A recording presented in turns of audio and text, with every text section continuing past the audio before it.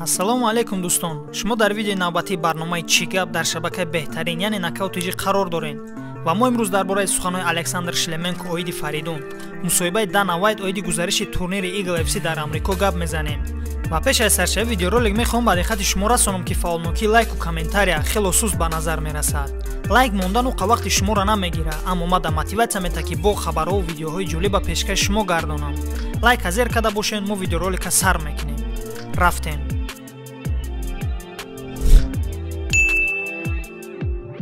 чӣ хеле ки ба ҳамаи мову шумо маълум аст, Ҳабиб Нурмагомедов соҳиби ташкилоти Eagle FC дар Амрико рӯзи 28 январ турнири калони Eagle FC 44 гузаронданиай.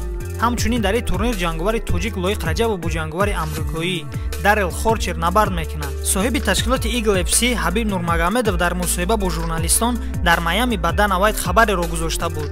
Он чизеро ки ту намедонистӣ, акнун хоҳӣ донист.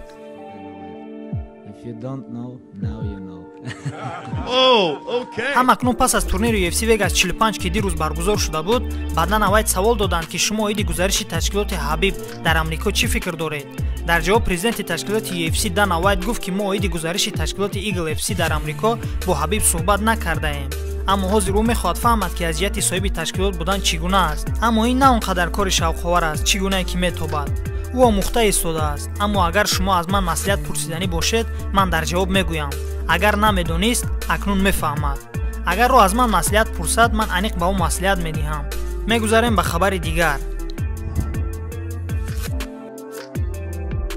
чӣ хеле ки ба ҳамагон маълум аст, ҷанговари тоҷик Фаридун Одилов моҳи мард бо ҷанговари рус Александр Шлеменко набард мекунад. рекорди касбии ҷанговари рус Александр Шлеменко 61-13-1 мебошад.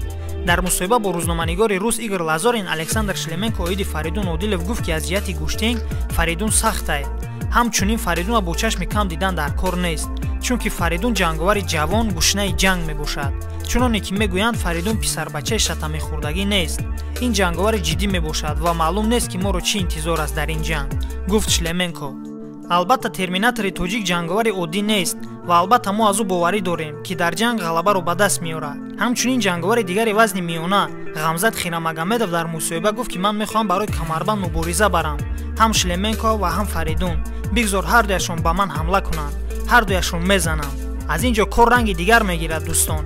ва мо пас аз ин суханҳои Хирамагомедов ҷавоби Фаридун ва Шлеменкоро интизор мешавем. айни ҳол Фаридун Одилов дар Тоҷикистон қарор дорад ва дар гирду гӯшаи азизони худ истироҳат карда истодааст. хуб дӯстон, инҳо буданд хабарҳои тозатарин аз ҷаҳони ММА. раҳмат ки видеоролика то охирша тамошо карден. худатонро дар ҳавои сардӣ эҳтиёт кунед ва доим бо шабакаи Нокаут.tg бошед, чунки ҳамавақт хабарҳои ҷолиб ба мо пешкаштон мекунем. то видеоролики навбатӣ, хайр.